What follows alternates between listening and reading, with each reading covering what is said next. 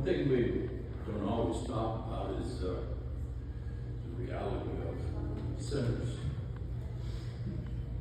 And hey, how about a hand for all the people playing?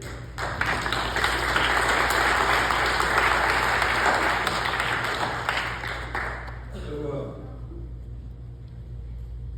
that's what I wanted to tell you about. Was a couple of sinners. And the first person I would like to tell you about was a man very much intoxicated, walking down the street. He had one of those 2-step forwards and 3-step back things going on, if you've ever seen that happen. And he seen a group of people down by the river. So he walked down there to see what was going on. There was a preacher out there, he's having a baptizing ceremony, and he's kind of watching how that works. The preacher, he pulled a fellow up out of the water, turned him loose, he looked back up in the crowd, he seen that new face in the crowd, he said, "Sir, did you come down here to find Jesus?" And the fellow realized he was talking to him and said, "Yeah, sure, okay, whatever. We'll come down here," he said. So he stumbled down there to the water, and the preacher just grabbed him, he threw him under the water. He pulled him up. He said, "Have you found Jesus?" He said, "No, I didn't." So the preacher threw him under the water again, and he pulled him up. He said, "Now, sir, have you found Jesus?" He said, "No, I didn't." So he threw him under the water again, and he held him down, and he started wiggling. Bubbles all started coming up. He pulled him up. He said, "No, sir, in the name of God, have you found Jesus?"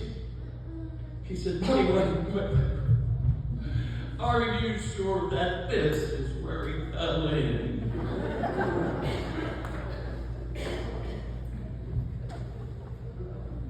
So that's the humorous side.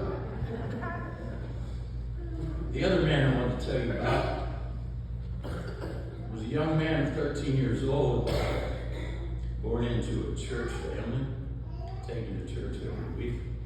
Learned about Jesus, what Jesus is about, and kind of how to live and treat other people. And at 13 years old, a man came to his church and inspired him. And if you'd like to get baptized, if you'd like to accept, and he did. Now the thought of that young man, and through sermons, I've heard the realities. I didn't sin yet as a young man. Stories about me, if you didn't figure that out. At 13 years old, I had this dream that, just like Jesus, I wanted to go to the places where the sinners were and bring those souls back to the other side.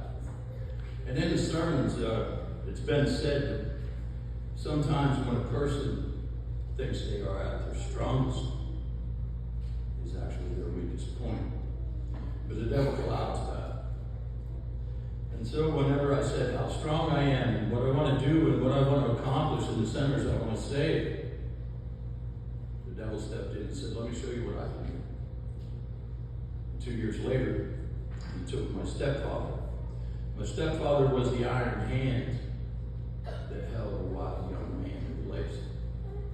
And when he passed, I got to think for myself. And that's where it all fell apart. So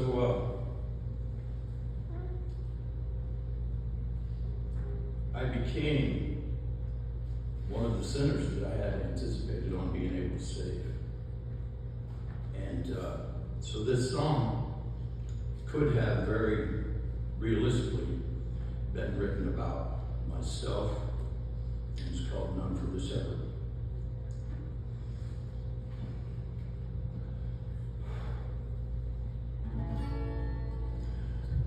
He was a preacher in a small Texas town, till he turned to the whiskey and sleeping around, and all of his angels came tumbling down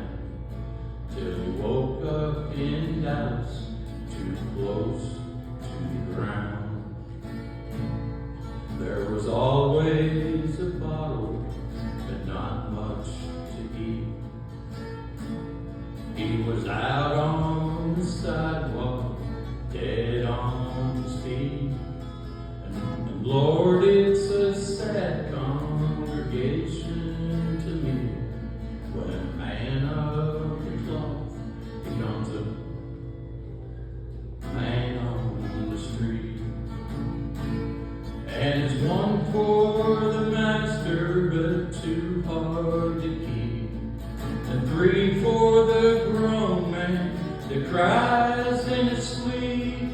And forever sinner, his mercies run deep. But there's none for the shepherd that's lost with his sheep.